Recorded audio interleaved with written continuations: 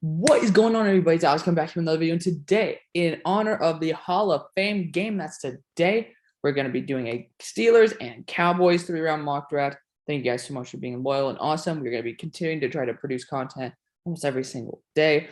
Of course, if you guys want anything, drop down in the comments section below. Got links in the description. You want to talk to me, go on Discord, Twitter, Instagram. You know the deal. Let's get right into this. And we see this bar right here. We're gonna see if we're able to X out of it. It's been a little bit buggy. This is probably like my third time trying to record, and it just doesn't allow you to reject the trade offers. But on the last one that I did, we were able to. So if there's like a random pause cut, you guys know why. What?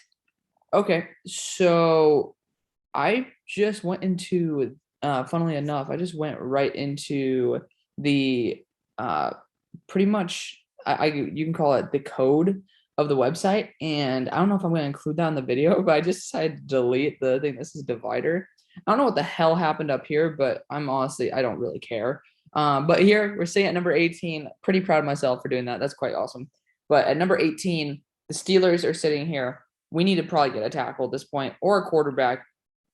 Tackle wise, I don't really see any of these guys fitting. Darian Kennard, he's a terrible pass protector. I'm going to be honest. I mean, I would be looking at a guy like Thayer Munford. I think it's ridiculous that he's down that far, so I'm going to be probably avoiding him. But Sean Ryan in the second round is certainly someone I'm going to look at. Quarterback wise, I mean, you guys know me. I might want to just pull the trigger on my former high school quarterback, Matt Corral. I think that would be something that's a very Steelers move. I don't like Carson Strong. I don't think Keaton Slovis is consistent enough.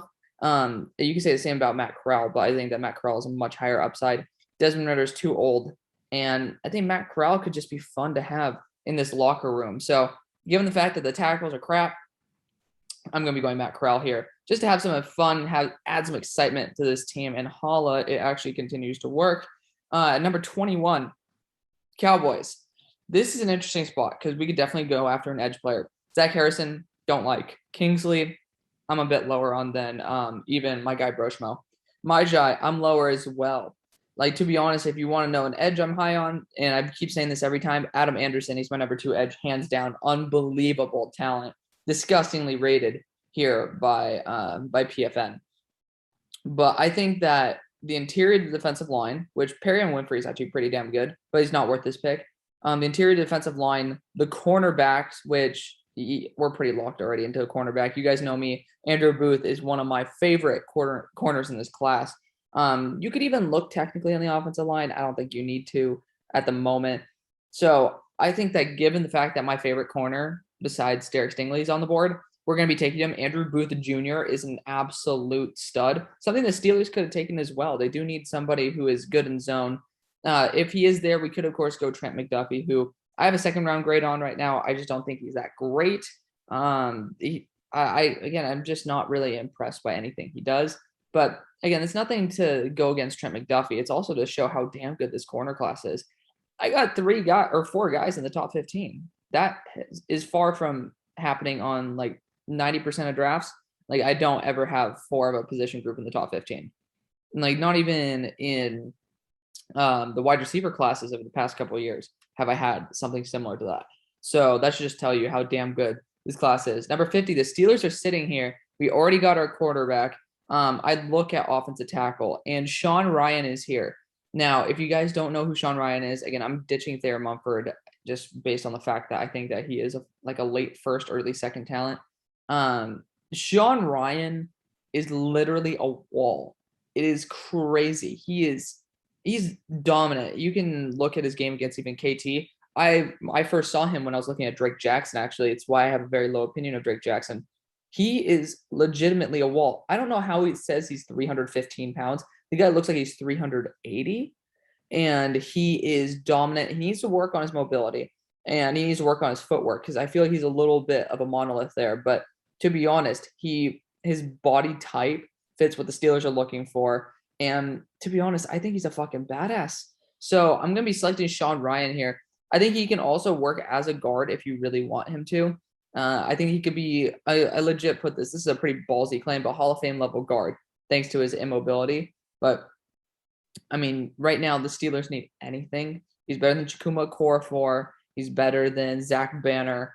And I think that he's not getting enough hype. And I think he will as the season progresses. So the Cowboys are sitting here. This could be a good place to take a tackle for them because, again, we don't know how much longer Tyron Smith has at left tackle there.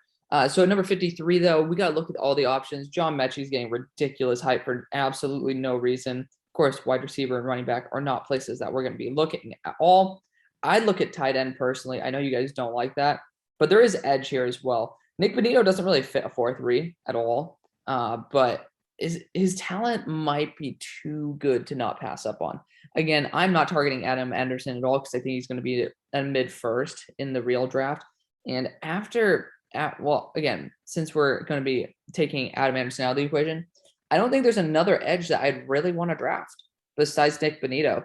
And Nick Bonito is in some people's boards probably around 53. Speaking of, he is actually 53. We're going to take him, keep him over in this Big 12 area. And I think that it's worth taking a shot on. He is extremely fast.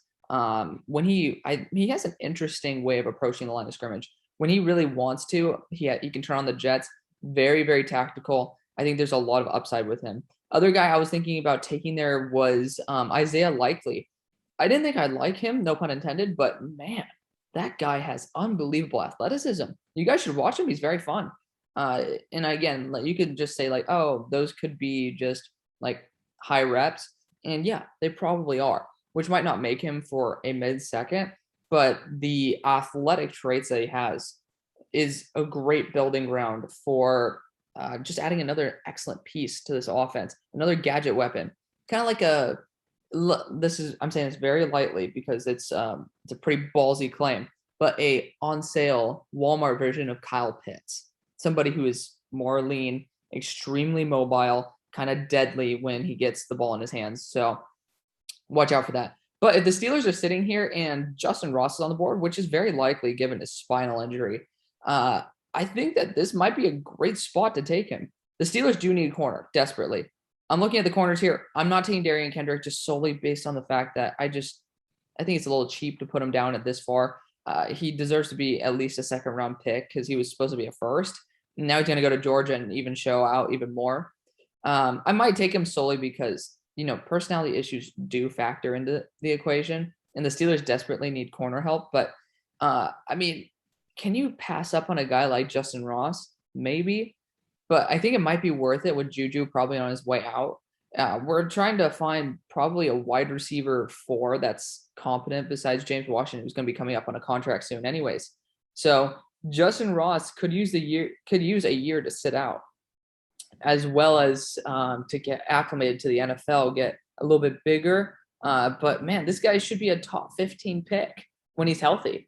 I think, again, the corner issue is a big one, but go to free agency for some of these issues. Go best player available. The ceiling on Justin Ross is just a little too good for me to pass up on. So the Cowboys are sitting here, and I was speaking about guys with personality issues. They kind of drafted one in the second round this last year. So I think that might be able to throw caution to the wind. And I think Darian Kendrick might be a really good target here. I'm not going to let him go any further. Darian Kendrick is a desperate need for this team.